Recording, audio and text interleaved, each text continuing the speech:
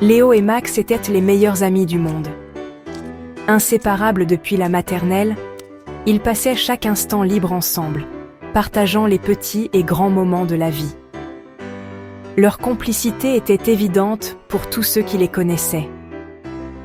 Ils partageaient tout, leurs jeux, leurs secrets, leurs rires et même leurs rêves les plus fous. Rien ne semblait pouvoir les séparer, tant leur amitié était forte et sincère. Un après-midi ensoleillé, ils décidèrent de construire une cabane dans les bois, un projet secret dont ils rêvaient depuis longtemps. Ensemble, ils travaillaient avec enthousiasme, imaginant déjà toutes les aventures qu'ils y vivraient.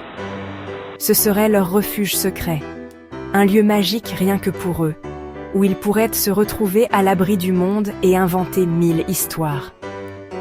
En fouillant sous un tas de feuilles, Max trouva une vieille boîte en métal, couverte de rouille et de mystères.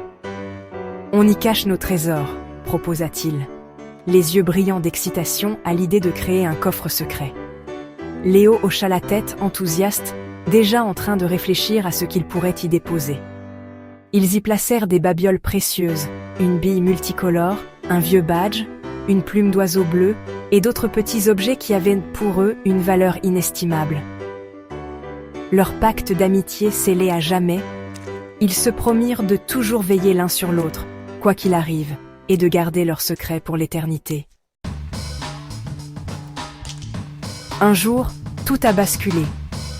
Rien ne laissait présager ce qui allait arriver, et pourtant, en un instant, tout changea dans la vie de Léo et de Max.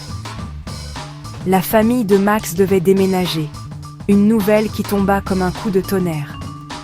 Les cartons s'empilaient, les souvenirs se rangeaient, et l'ambiance était lourde de tristesse.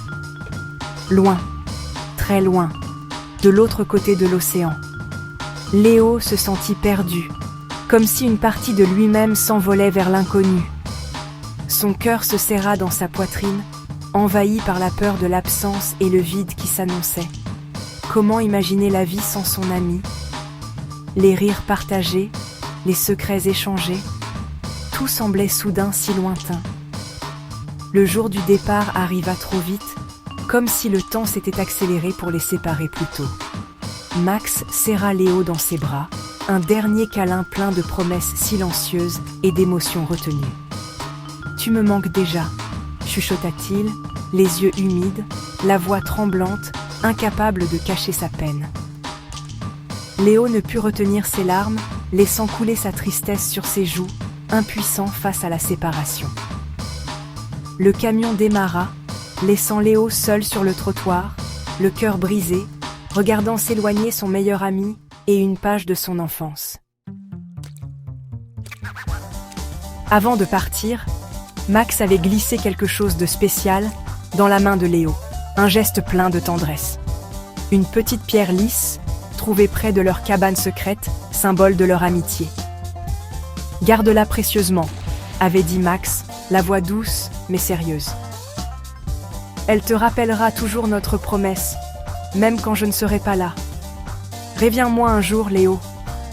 Promets-le-moi, du fond du cœur.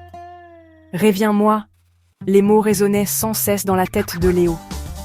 Il serra la pierre dans sa main, comme s'il tenait la main de son ami absent. Il ne briserait jamais cette promesse.